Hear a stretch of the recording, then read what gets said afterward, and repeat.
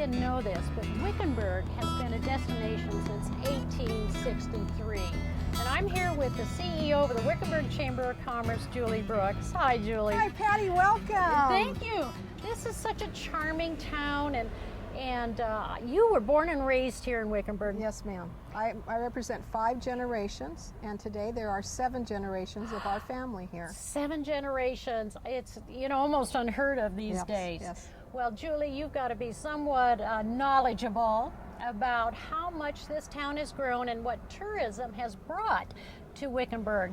Could you elaborate a little bit what you've seen? Well, tourism is a big part of our economy, and for over 60 years, guest ranches, and our attractions really brought people to Wickenburg and the highway itself. It was the dude capital of the world? It was. Dude Ranch? Dude Ranch capital of the world.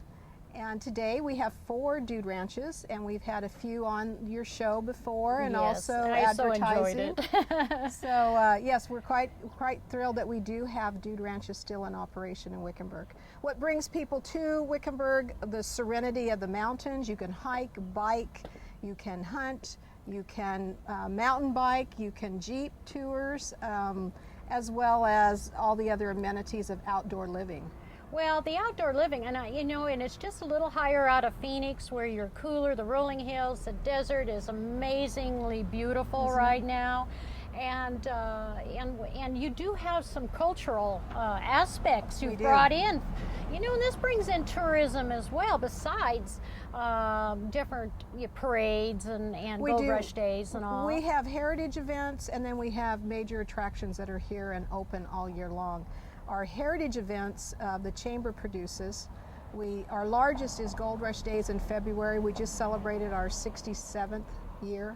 I love Gold Rush Days.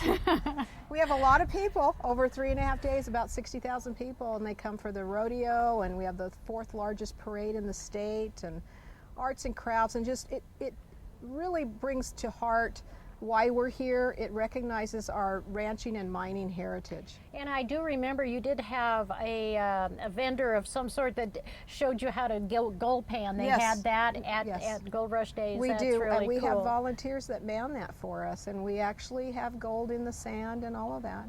But for those that miss Gold Rush Days, there are other events throughout the year, like Bluegrass in November. Just celebrated 35 years. Fiesta de Septiembre in September. Right. And then very colorful, gorgeous stuff. Oh. And that all brings Wickenburg to a forefront, because all of those heritages started this community in 1863.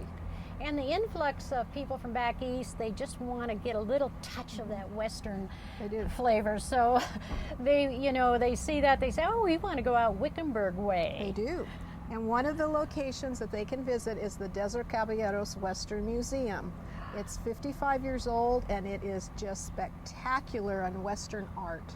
I have been told it's one of the best museums, Western museums around. It is, absolutely is, and it has, throughout the year, a variety of different exhibits that move in and out, 3 to 4 months, and then annually in March, always the end of March, toward that end of March, they have Cowgirl Up, which brings all of juried Western women artists for display. Oh my!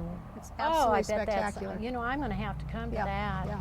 I do believe you have cowboy poets as well. We do. In December, we have our Cowboy Christmas Poetry Gathering, and again, just like Prescott, we have one of the oldest in the Southwest.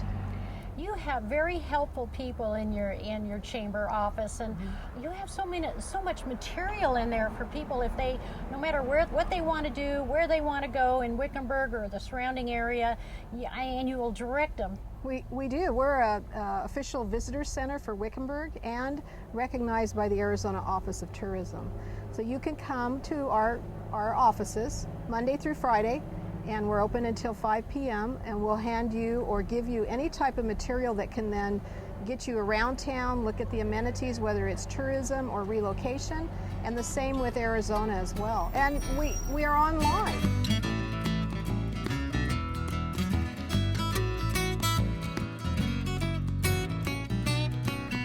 I'm in the Dover caboose, and if you don't know what a Dover caboose is, Well, Jim and Jeannie, they're the volunteers for the Wickenburg Chamber of Commerce that will show you through this caboose. Hi, Jim. Hi. Hi, Jeannie. Hello. Could you tell us what this caboose was used for? We used for the cowboys would ride behind the cattle trains, taking the cattle to market from here to Chicago stockyard. So every so often they had a handle feed and water the cattle along the way. So it was a working trip for the cowboys, and this was their sleeping quarters. I'm just amazed on how much compact it is. You know, they crammed. Can you elaborate a little bit on some of the amenities in here for those cowboys? Well, this was storage. Underneath all these seats was all storage for the cowboys, and then these bunk beds folded down for sleeping. And there was 3 bunk beds here originally. Oh, and I know you have a real ice box. You Yes. know what we called an ice box, and you even have a unique laboratory. Yes. That kind of made me giggle a little bit when I heard about that. It was unique, but if you figure out the time this car was built, it's Oh, the normal. Sure, way back then. You've had a lot of visitors come through here. How many, Jeannie? Oh, over 12,000 so far. 12,000, and they Yes. come from all All over the world, yes. All over the world. They're from Czech Republic to Beijing, China, Oh my goodness. Australia, New Zealand, and Well, in between. well, definitely. This is a must when you come to Wickenburg. You've got to come see this drover caboose. I had no idea, and it is just fascinating. It's right next door to the Wickenburg Chamber of Commerce, and visitors are welcome. What are your hours? At 10 o'clock to 2 o'clock, Fridays and Saturdays. 10 o'clock to 2 o'clock. Don't forget that.